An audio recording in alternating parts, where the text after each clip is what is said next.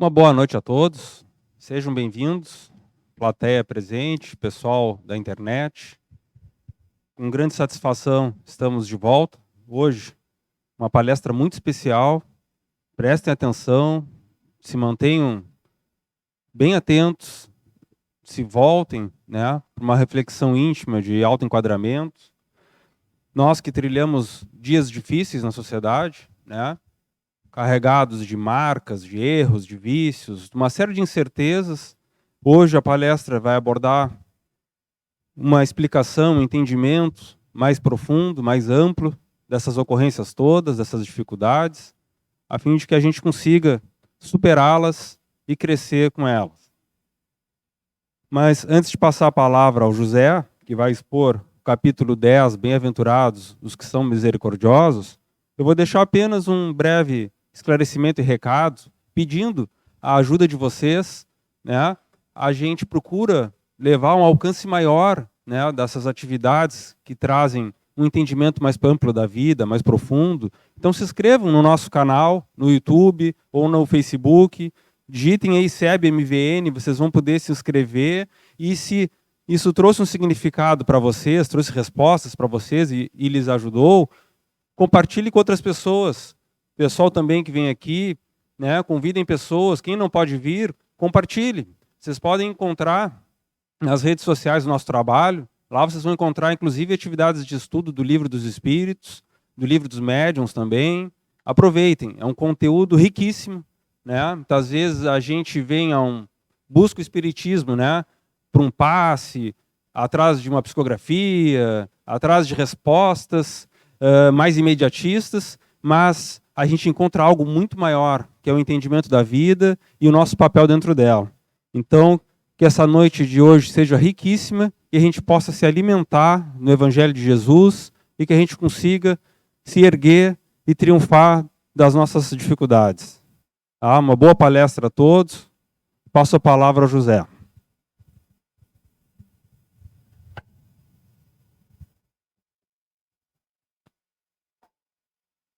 Boa noite a vocês que se encontram aqui. Boa noite ao pessoal que nos acompanha regularmente em casa. Nós estamos dentro de uma sequência do Evangelho segundo o Espiritismo, baseado no Sermão do Monte.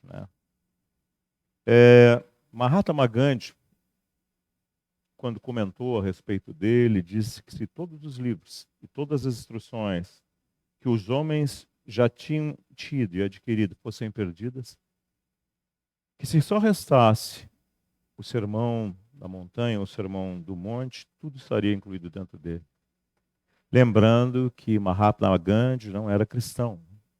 Então, ele tem, eu tenho falado isso reiteradamente, o enquadramento de todas as mazelas, de todos os conflitos que os seres neste planeta são possuidores, suas explicações, suas justificativas e seus sentidos. Então, semana passada, o que nós vimos? Nós vimos bem-aventurados os brandos e os pacíficos. E, inclusive, tem um comentário no final dizendo que os pacíficos herdarão a terra. Quer dizer, isso é uma coisa para a gente refletir muito, essa afirmativa de Jesus. O que é herdar? Herdar é estabelecer o recebimento de uma herança. É o que fica dentro do espólio da vida para aqueles que permanecem dentro dela.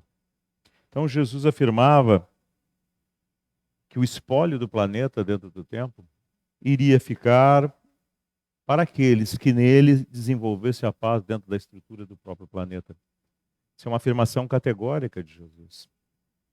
E junto nessa afirmativa está brando. O que é brando? A gente muitas vezes tem dificuldade de entender o sentido do que representa a palavra brandura, o que é o brando. Mas se a gente olhar o oposto, diretamente oposto, se torna fácil de entender. O que é o oposto de brando? Exaltado. Exaltado vem de exaltação, de destaque. Não é simplesmente um indivíduo que explode, mas é aquele que busca, pela sua explosão, o controle, o domínio de tudo, inclusive do exercício da sua própria opinião. Nós estamos vivendo um período característico desse tipo de coisa no planeta, né?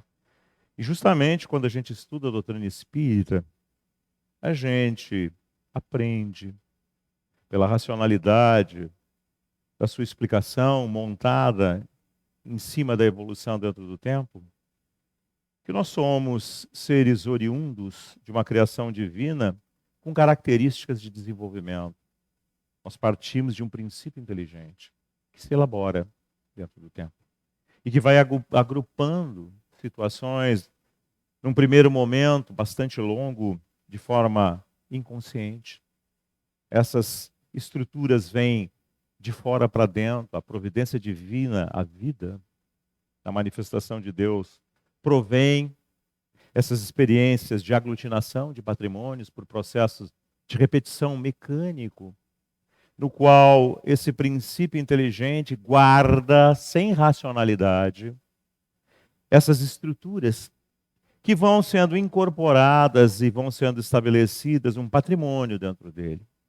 Até em que chega um determinado momento em que esse universo de experiências aglutinadas ganha uma contingência de poder, na realidade, pela sua quantidade, pela sua qualidade, começar a ser utilizada por aquele ser que recebe um plus, um acréscimo no desenvolvimento da razão, ou seja, da capacidade de escolher por comparação.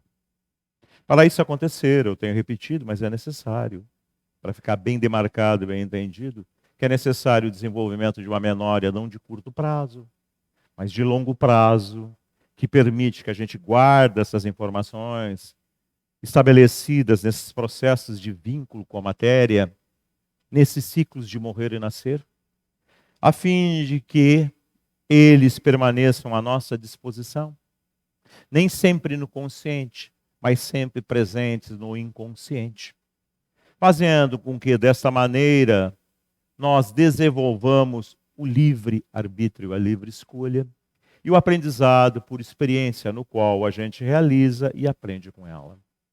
Então, errar faz parte do processo, permanecer no erro não faz. Então, a gente realiza uma experiência, pode errar, é natural até que erre. Mas uma vez estabelecido o erro e suas consequências, nós aprendemos e não devemos reincidi-lo. Quando se fala, dentro da doutrina espírita, na palavra expiação, essa palavra está associada a um erro repetitivo, no qual o indivíduo já não tem mais explicação. Não é a primeira vez que aquilo acontece. Aí vira teimosia, obstinação, vindo desse primarismo comportamental, dessa necessidade de exaltação, que sempre é belicosa, que sempre é competitiva, que é o contrário do estado de paz, que é um estado de equilíbrio, no qual o indivíduo não tem mais a necessidade de competir. Que fazer? Como solucionar esta situação? Já que, se a gente vai analisar, o indivíduo já não tem mais a justificativa de dizer, eu não sabia, porque ele sabia, porque ele aprendeu pela experiência vivida por ele. Ele está teimando, ele é cego, ele é teimoso, ele é opiniático. Mas como consertar isso?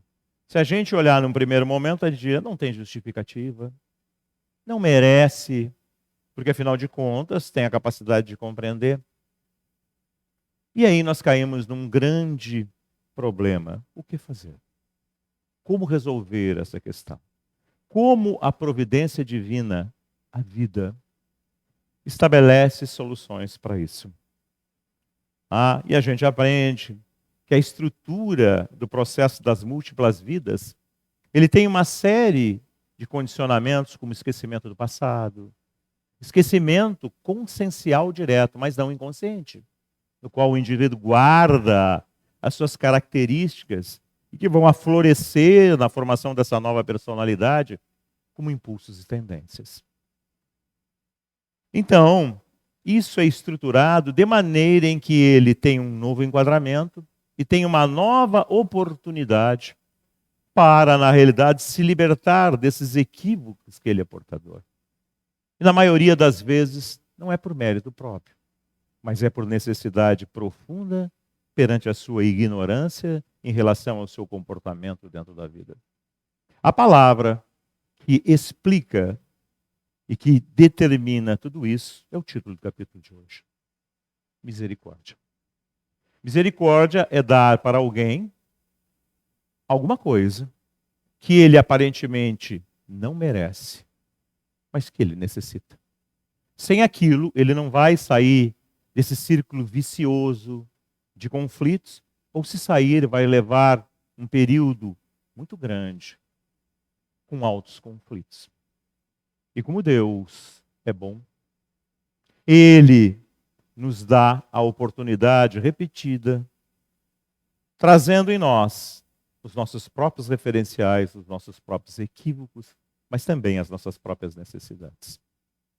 Jesus definiu muito bem isso. Ele disse que a semeadura, que é a escolha, é livre. Mas a colheita é obrigatória, ou seja, o que eu planto, eu colho. Se eu planto desequilíbrio, porque o desequilíbrio está dentro de mim, eu desenvolvo desequilíbrio. E é justo que, em primeiro lugar, ele tenha origem, ele se estabeleça aonde ele é gerado.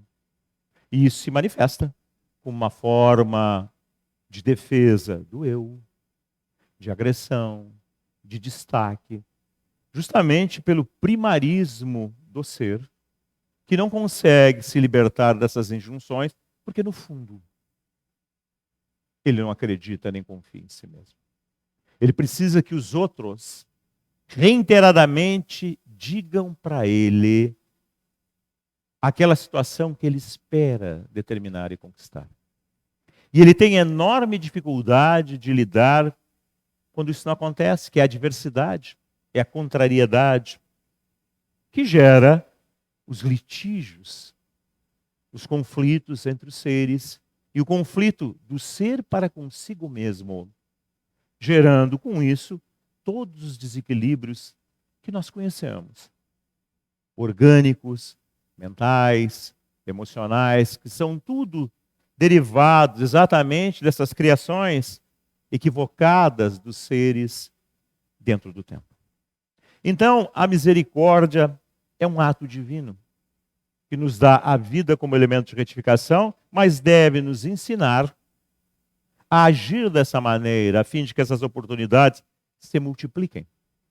Por isso que dentro de uma instituição espírita, que é espírita, não se combate os maus espíritos, mas sim se educa-os pelo exemplo, pela vivência, e não simplesmente pela palavra.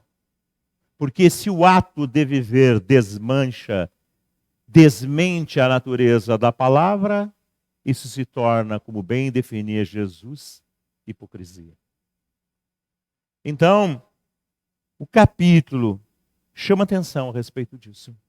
Que estão em estado de felicidade, de equilíbrio, na figura do bem, aqueles que conseguem desenvolver esse estado dentro de si, de olhar os outros dessa maneira, de entender o equívoco e o erro, e oportunizar de forma educativa para eles exatamente uma nova oportunidade. Assim como nós somos levados a treinar na vida, na relação para com os nossos entes queridos. Notem que nós somos normalmente rigorosos com os demais, mas somos muito indulgentes para com os nossos. Nós protegemos os nossos filhos, muitas vezes até indevidamente, porque a misericórdia é educativa, ela não é acobertativa. O indivíduo tem que ter noção daquilo que realiza, a fim de que ele se liberte daquilo que ele cultua e que gera nele um conflito de isolamento, porque ele prioriza sempre o seu eu e compete com os demais. Se ele tem um exemplo na sua formação, da sua personalidade, dentro da infância, da adolescência, e depois quando vai entrar na idade adulta, de uma estrutura, uma bolha que o protege indevidamente, ele chega a experiências e conclusões equivocadas. E o custo vai ser, repito, o seu próprio isolamento, porque o litígio que ele vai viver com os demais vai produzir exatamente esse conflito, essa separação, essa dificuldade de integração que nós vemos no planeta. Então, notem que a educação deveria ser o contrário, deveria ser o oposto de tudo isso. Deveríamos, na realidade, educar o ser para aprender a viver dentro das diversidades. Se fala muito disso. Nós vivemos uma época em que se fala disso demais, mas não se faz nada do que se fala. Se vocês pararem para pensar, esse grupamento de pessoas que prega esse comportamento de indulgência para com todos, são os primeiros a agredir aqueles que não dão amém para as suas opiniões. Então, um discurso e um comportamento oposto. O que isso gera? O que nós estamos vendo no mundo? Divisão. Todo mundo quer brigar pela sua ideia. Se fala em democracia, se fala em respeito aos animais, se fala a respeito a pretos, brancos, amarelos, homens, mulheres, gays. Mas se nós olharmos com profundidade o comportamento desses segmentos da sociedade, na maioria das vezes são eles próprios que geram esses processos de separação, de estigma, é o termo, e que faz com que a sociedade se torne cada vez mais dividida. Como disse o Divaldo, de forma muito acertada, naquilo que os espíritos o inspiram como forma reflexiva, a humanidade está doente, e realmente está. Inclusive ele fala que 80% da população do planeta se encontra em estado de sono desperto. O que é isso? É alguém que vive, mas não reflete, que não pondera, que é levado e arrastado pela massa de comportamento social que determina o que deve ser feito, com as consequências de tudo aquilo que nós já estamos tendo a oportunidade de nos dar conta. O planeta, eu tenho repetido, estertora, não somente socialmente, não somente nos conflitos internos dos indivíduos, mas na sua reestruturação. Se nós pararmos para pensar, né, tem tanta coisa circulando aí na internet, eu tenho olhando, se falam em segundo ceifador, em terceiro ceifador, se fala em reunião do dia 31 de janeiro, no qual foram decididos, né, os direcionamentos da Terra. Tem tanta fantasia. Se a gente olhar simplesmente a vida como ela acontece, os processos educativos têm se sucedido. Ontem, na Turquia, todos vocês sabem disso, um terremoto avassalador que destruiu a Turquia e a Síria. Mais de 5.000 pessoas morreram. Eu estava olhando agora antes de sair de casa, as Ilhas Canárias estão sendo inundadas completamente por um temporal que está fazendo o mar avançar. Então vocês notem que as alterações climáticas, os ajustamentos das placas tectônicas, a alteração da movimentação do magma no interior da Terra, que está alterando o campo magnético do planeta e sua proteção, que gera a vida como nós a conhecemos, tudo isso realmente está acontecendo. E nós deveríamos pensar, por quê? Por que nesses momentos, esses processos radicais de conscientização pela dor estão se estabelecendo dentro do planeta? Quando a gente estuda no Livro dos Espíritos, esses eventos que existem, terremotos, maremotos, cataclismas de todos os tipos, como é colocado dentro do livro dos Espíritos, lá é perguntado se o mundo espiritual tem alguma relação para com isso. E lá os Espíritos respondem que sim, dizendo que esses eventos estão desenvolvidos por massas intermináveis de espíritos. E lá é perguntado que tipo de espírito. E os espíritos respondem, por alguns que ainda não atingiram a grande parte, a faixa racional humana, e por outros que já passaram por ela e não fazem mais parte dela. Uns dirigem, outros executam. Essa é a resposta textual do livro dos Espíritos. Então, se nós fizermos uma associação, nós vamos nos dar conta que todos esses eventos que estão acontecendo sobre o planeta têm uma interação e uma atividade espiritual direcionada nos processos de renovação para os seres. E a primeira pergunta que a gente se faz é: mas Deus não é amor? Como pode eventos desse tipo serem estabelecidos? Dentro da ótica divina, corpos são transitórios.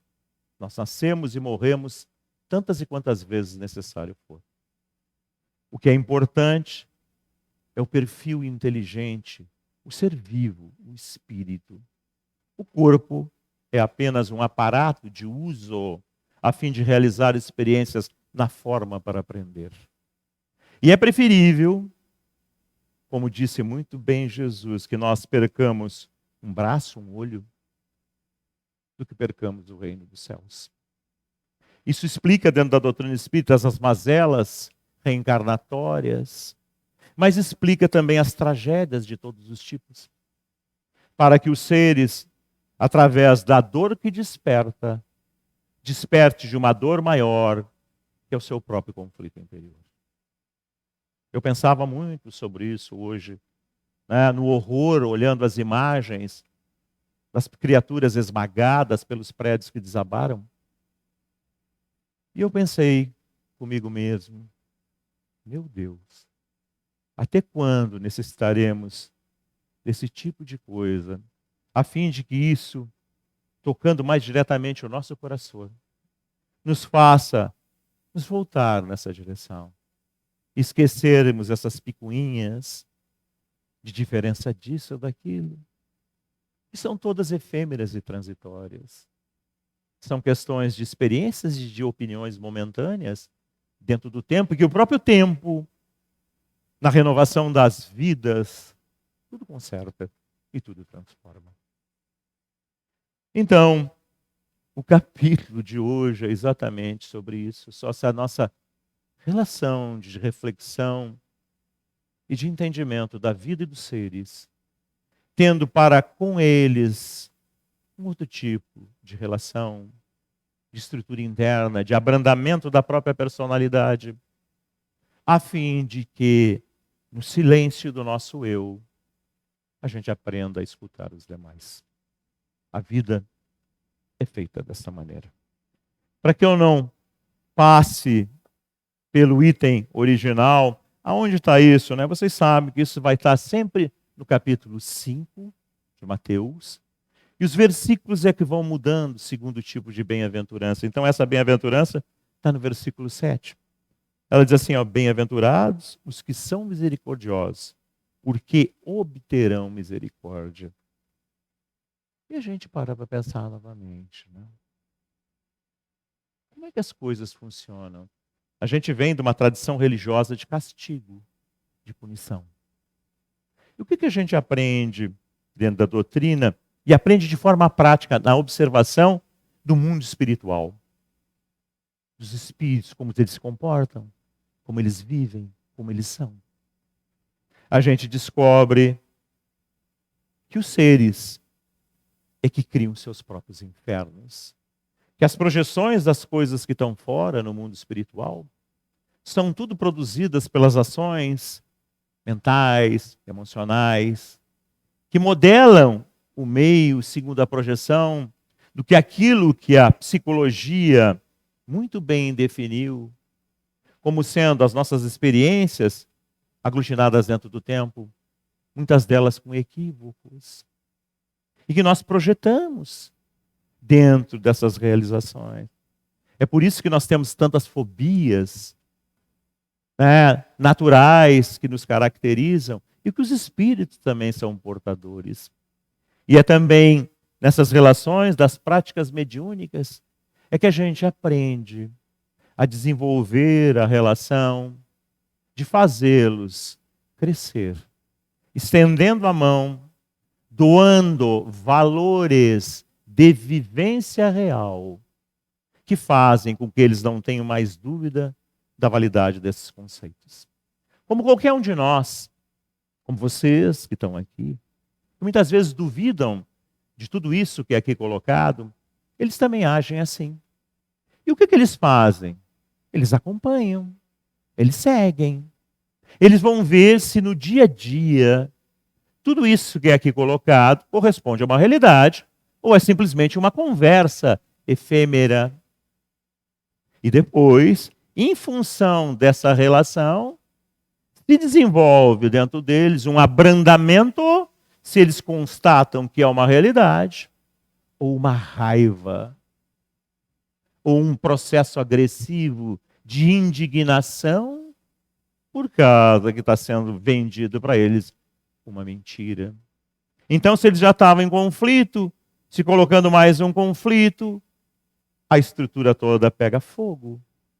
E aquele ser que mente, que age dessa maneira, perde a oportunidade de transformar aquele conceito num estado, provando que também ele é portador de equívoco e que ele vai precisar da mesma misericórdia que Deus estabelece para com todos em relação a esse processo de repetição. Ao contrário, aquele que vive desta maneira, por estar situado dentro dela, obtém e produz sobre si mesmo esse estado de libertação no direcionamento dos demais, que se chama fraternidade. A fraternidade está diretamente associada à misericórdia. Então a vida é um evento de fraternidade divina, porque se nós pararmos para pensar, qualquer um de vocês, olhando a própria história, e não digo de vidas passadas, eu digo da vida presente, olhando para trás, nós veríamos que nós temos uma série de equívocos e de erros. Muitos deles que nós ainda mantemos na atualidade, por teimosia, por egoísmo, por vaidade, por presunção. Então, se fosse por um critério de justiça absoluto, nós não poderíamos justificar nada, uma vez que estamos muito longe da perfeição que determina esse processo de um retorno por justiça plena. Então, todos nós precisamos, no fundo, de oportunidade. Se nós pararmos para pensar, nós vamos nos dar conta disso. E isso é um exercício costumar dentro da vida. Mas indo adiante, né? Se contra vós pecou o vosso irmão, ide fazer-lhe sentir a falta em particular, a sós com ele. Se vos atender, tereis ganho o vosso irmão. Então, aproximando-se dele, disse-lhe Pedro: Senhor, quantas vezes perdoarei o meu irmão quando houver pecado contra mim? Até 7 vezes. Era um número de uma semana, de um ciclo lunar, que era o padrão comportamental, desenvolvimento de valores e dentro da agricultura. Então, é um número significativo dentro do povo hebreu. O 7, né? Por isso que aparece, é um número cabalístico. E nós temos que entender, né, que o sobrenatural, a fantasia, fez essa associação. Mas a razão é essa. Jesus lhe respondeu: não vos digo que perdoai até 7, mas até 70 vezes 7. 10 vezes mais, ou seja, sem limites. Por quê? Porque é um estado de compreensão. Não é um momento de troca. Não vou fazer isso para ganhar alguma coisa. É um estado de compreensão, de não ser atingido, de não se envenenar. Isso não tem preço, vocês sabem por quê? Porque quem tem isso não sofre. Eu já disse isso para vocês. Ah, alguém pode vir e nos agredir, pode até nos matar. Mata o corpo. Mas se o ser não entra no equívoco da violência praticada sobre ele, não há morte para ele. Como dizia Jesus, de forma bem clara, dizendo que a morte é o término da expectativa, da esperança, o desenvolvimento do conflito no ser. Porque o ser mesmo nunca morre. O ser é eterno. O espírito jamais morre, jamais acaba. Então tem que ter um sentido, um entendimento daquilo que Jesus colocava. Reconciliação com os adversários. Reconciliai-vos o mais depressa possível com o vosso adversário, enquanto estáis com ele a caminho, para que ele não vos entregue ao juiz, o juiz não vos entregue ao ministro da justiça, e não sejais metidos na prisão. Método da justiça hebraica. Os hebreus tiveram vários períodos. Períodos dos patriarcas, períodos dos juízes, depois períodos dos reis. É dentro da história hebraica que é feita dessa maneira. Aqui ele está falando de um período. E está fazendo uma comparação. E agora vem o mais importante no final. Digo-vos em verdade que daí não saireis enquanto não houver espada o último sentiu. Que prisão é essa, senão a própria consciência? Vocês acham que a gente escapa da nossa consciência? Não tem como. Porque ela está gravada dentro de nós.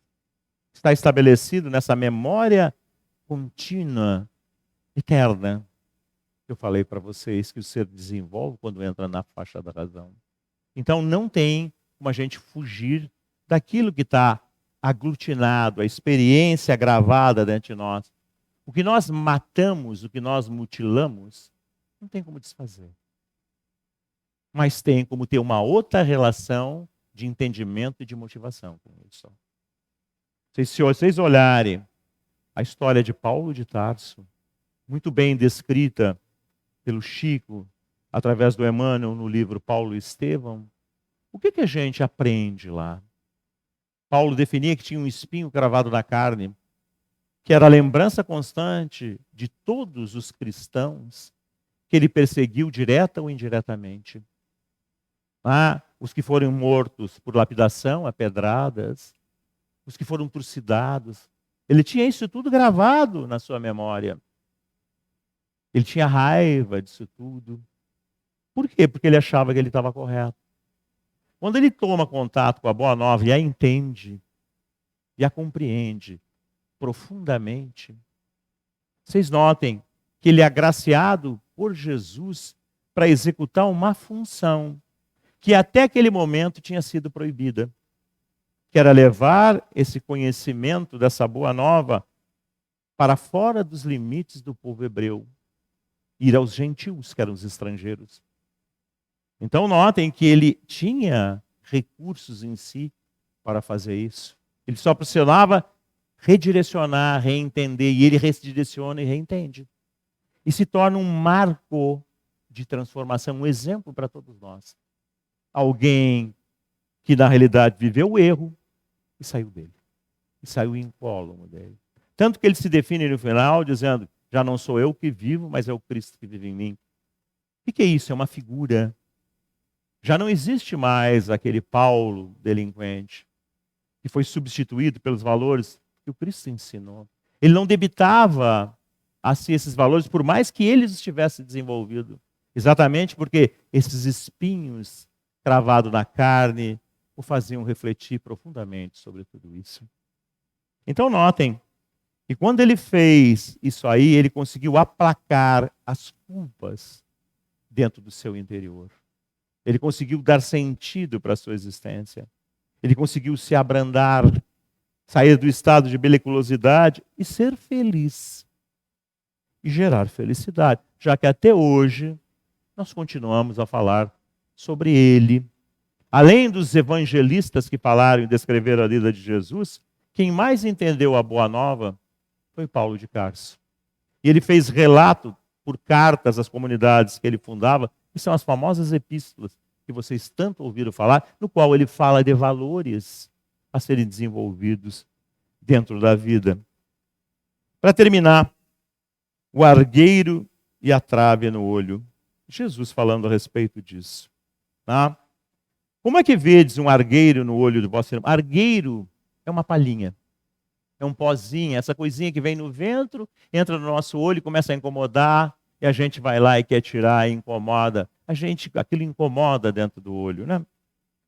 Então ele diz: como é que vedes um argueiro no olho de vosso irmão, quando não vedes uma trave no vosso olho? O que é uma trave? Trave é um pau enorme. Um pau enorme não pode entrar no olho. Então o que Jesus queria dizer com isso? Se eu colocar um pau na frente do meu olho, o que acontece? Eu não enxergo. Então como é que eu quero determinar a visão de um cisco que prejudica parcamente a visão do outro, se eu sou cego, se eu não enxergo porque eu tenho um obstáculo na frente do meu olho? Vocês acham que isso é bobagem? Não é. Isso se chama achismo. Quando a gente tem alguma coisa que a gente diz assim, eu acho, é baseado em que esse eu acho? É fundamentado em que esse eu acho? E eu entro em conflito com o outro. Eu começo a procurar nele alguma coisa, mínima que seja, esse cisquinho, a fim de desaboná-lo, a fim de, na realidade, achar meios de atacá-lo. Mas eu não olho para mim, para os meus erros e para os meus conflitos. Se vocês olharem a atualidade está cheio disto. Essas coisas que nós vemos tanto na internet, que se chama de lacrar, agredir, tem esses princípios. O sectarismo gera cegueira. A falta de capacidade reflexiva em cima do que eu acho e que não tem base gera intransigência e cegueira.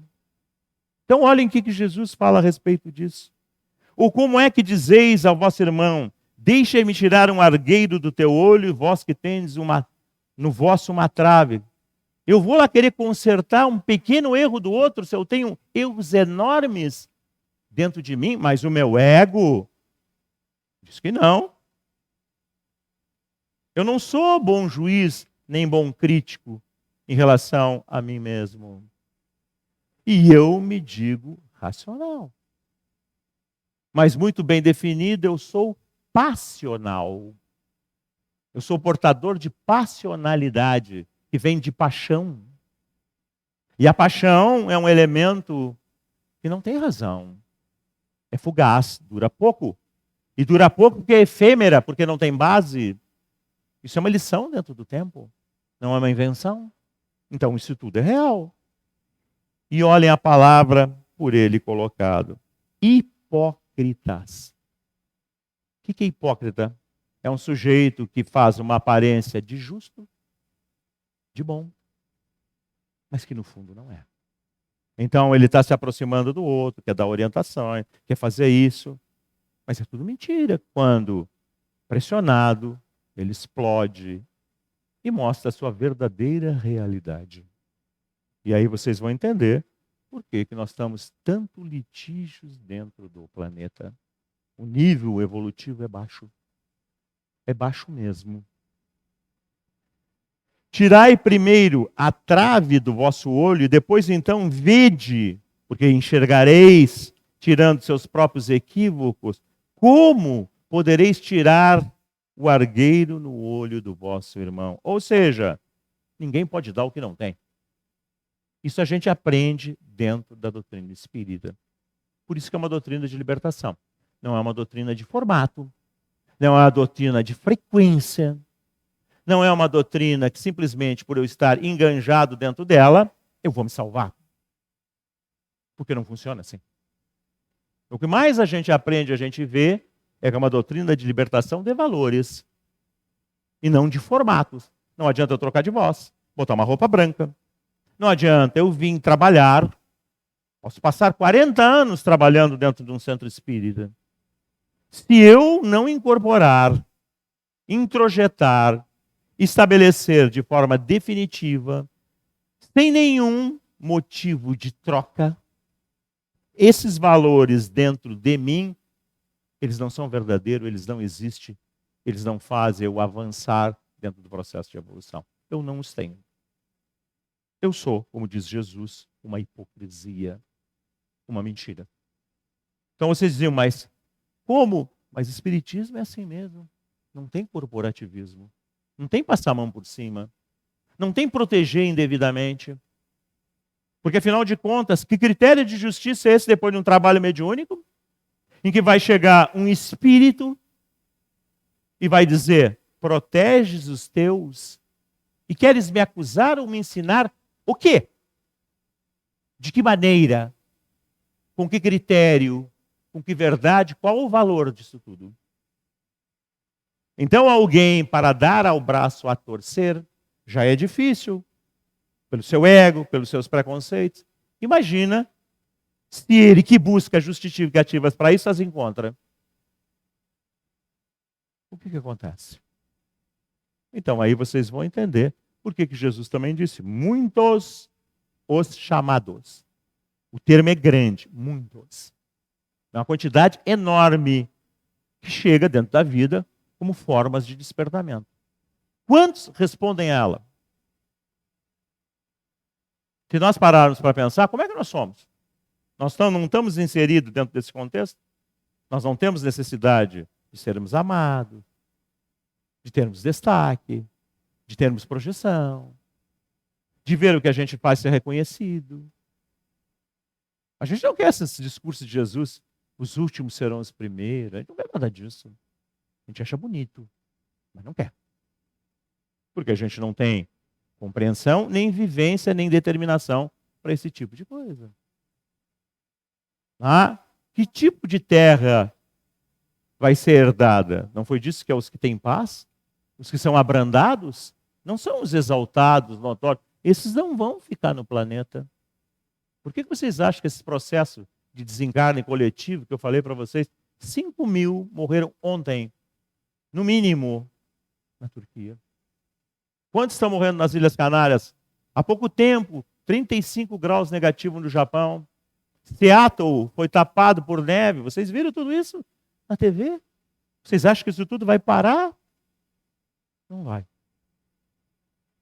Isso é a renovação do planeta, na sua estrutura física, mental e espiritual, no qual todos nós estamos inseridos, nesse processo de renovação, de reestruturação. O sujeito morre impactuado, como nós vemos no trabalho mediúnico, em desespero, em dor, mas ele se torna flexível.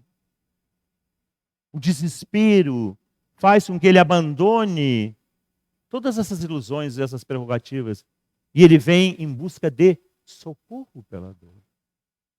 Ele começa a ouvir, porque a dor faz isso. A euforia da estrutura material nos aliena. A gente não quer saber de nada, a gente está preso dentro daquilo, como se o mundo todo estivesse ali, aquilo fosse durar eternamente, como se não existisse a decrepitude que a velhice representa, como se não existissem doenças, como se não existissem frustrações, como se os eventos materiais não fossem efêmeros. Hoje a gente tem, amanhã a vida troca tudo isso, não tem mais nada. Como se a beleza fosse eterna, como se a saúde fosse sempre presente.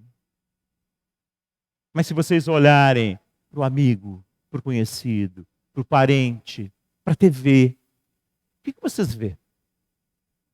É um mundo pobre, muito primitivo, biologicamente muito frágil, com criaturas incipientes, imaturas, que estão se desenvolvendo para aprenderem a se acolherem, a serem fraternas.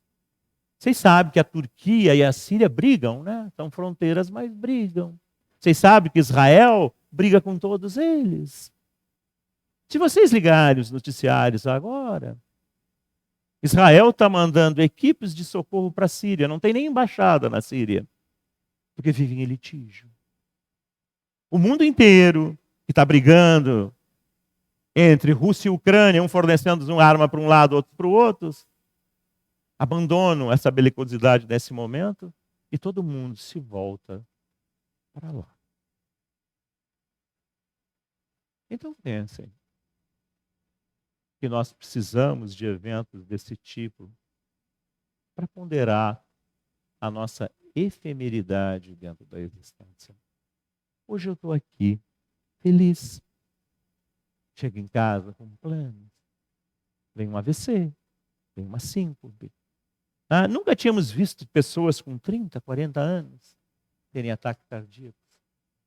Numa época em que a alimentação está muito mais refinada, síndrome de pânico, síndromes de todos os tipos. Eu estou falando alguma invenção ou é algo concreto que vocês veem no dia a dia? Síndrome, algo que é um conjunto fatorial que não pode ser definido. Por isso a palavra síndrome. Então, nós deveríamos refletir em tudo isso e pensar na nossa relação dentro disso tudo. Qual a nossa relação dentro da vida? É de competição ou de abrandamento? Toda vez que a gente compete, a gente cria um fantasma dentro da gente. Acreditem. É algo que nos incomoda. Quando a gente passa por aquele alguém, aquela coisa lá dentro dispara. Quando eu penso naquela coisa, aquilo lá dentro me incomoda. Isso altera meu sistema digestivo. Não altera, eu sou jovem, não tenho isso. Hoje, tudo na vida é tempo. Tudo é cumulativo. E aí depois a gente não sabe por que tem doenças digestivas, doenças cardíacas, doenças mentais. E tudo isso, que na realidade são produto das nossas escolhas, mas também são as nossas escolas de readaptação. Que a gente pense em tudo isso, porque o capítulo da semana que vem, um antídoto fundamental para tudo isso, amar ao próximo como a si mesmo. Jesus diz, olha, tu não consegue te amar. Todo mundo diz que se ama, né? Mas que se amasse, não seria tão cheio de conflito.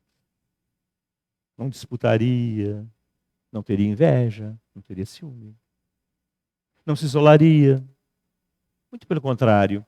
Ficaria feliz efetivamente com o progresso e a felicidade de todo. Viveria feliz eternamente. Não teria medos. Vocês notem, não é espírita, mas é um exemplo de relação, de harmonia dentro da vida. Francisco, não é à toa que o Chico também é Francisco, né? Abandonou tudo, entregou as roupas que ganhou do pai para ele e saiu nu. Aquele é um ato de extrema confiança na vida, se vocês pararem para pensar. Ele não tinha perspectiva nenhuma, ele era uma criatura da nobreza, ele não estava habilitado, nem acostumado a trabalhos brutos, que a sobrevivência iria exigir dele. Ele se adaptou a tudo isso e conseguiu gerar felicidade. Fez uma modificação, uma estrutura que era extremamente rígida, era a Igreja Católica. Então, pense que quem se consegue se libertar dessas injunções, consegue, na realidade, conviver consigo mesmo, com a vida, com as situações, consegue se amar e consegue amar os demais. Isso é um estado de plenitude, de bem, de harmonia consigo com a vida.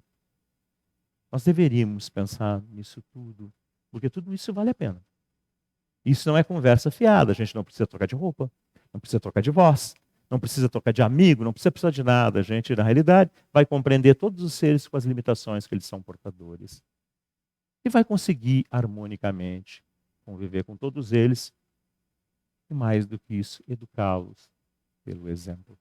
Então, quem vem numa instituição espírita, os espíritos estão aqui hoje, são em massa muito maior do que vocês que estão aqui, é muito maior mesmo. O afluxo espiritual tem aumentado muito, mas muito. Essa renovação planetária está acontecendo em primeiro lugar no mundo espiritual, onde os espíritos estão começando a despertar. Apesar de ter uma quantidade enorme de espíritos em conflito, eles desenvolveram dentro do tempo a capacidade de pensar. E eles estão escutando esses entendimentos de uma forma que eles jamais pensaram. E mais do que isso, eles estão vendo isso tudo ser vivido e os resultados que tudo isso produz. E vocês entendam bem que Jesus, quando falava dos eleitos, ele falava disso. Ele dizia que não era necessário um número muito grande. Era necessário que existissem essas criaturas, porque elas iriam fulgurar o mundo pelo seu exemplo e, consequentemente, pela forma irrefutável que tudo isso produz. Então, os Espíritos vêm e têm vindo cada vez mais em busca desse entendimento, dessa vivência e dessa troca de valores dos conflitos que são portadores há séculos. E isso tudo faz com quem vai nascer, as gerações que vão nascer em sequência, alguns ainda terão resquícios de conflitos. É o tempo de transição, é o fim da iniquidade, é aquilo que não tem mais sentido, não tem mais cabimento. Mas também nascerão criaturas renovadas, com outros critérios, outros pensamentos. E ao longo da transição, da vivência desses seres que vão se encaixando, dentro das décadas, dentro das gerações, um mundo novo será construído e feito. Nós que estamos aqui, que temos a oportunidade de entender tudo isso, podemos e devemos participar de tudo isso. Nós temos a oportunidade de estar na vanguarda, de estarmos à frente desse entendimento, mas não como informação, como Estado. Porque, como disse Jesus no capítulo de hoje, nós ainda precisamos de misericórdia. Ainda nós teremos doenças, nós iremos entrar em declínio orgânico. Muitas criaturas que convivem conosco terão enormes problemas. Algumas irão se afastar, nos abandonar. Então nós precisamos de estrutura interna para conviver e superar tudo isso com harmonia e com grandeza. Que a gente desenvolva esse estado, porque isso não depende de nada nem de ninguém. Isso depende da nossa compreensão e de mais nada. Então, que façamos essa opção em nosso próprio benefício. E como dizia Jesus, e o resto vos será dado por acréscimo.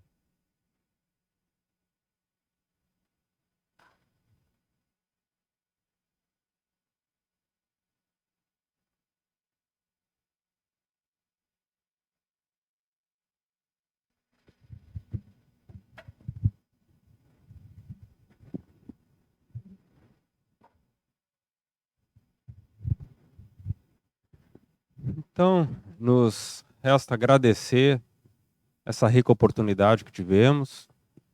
Convidamos vocês para que no sábado, às 16 horas, e na semana que vem, nesse mesmo horário, estejam conosco novamente e que a gente, nesse interstício, consiga colocar em prática, aplicar nas nossas vidas, se transformar e que a gente consiga se erguer e aproveitar, expressando a gratidão por esses ricos aprendizados e entendimentos que nos chegam na noite de hoje.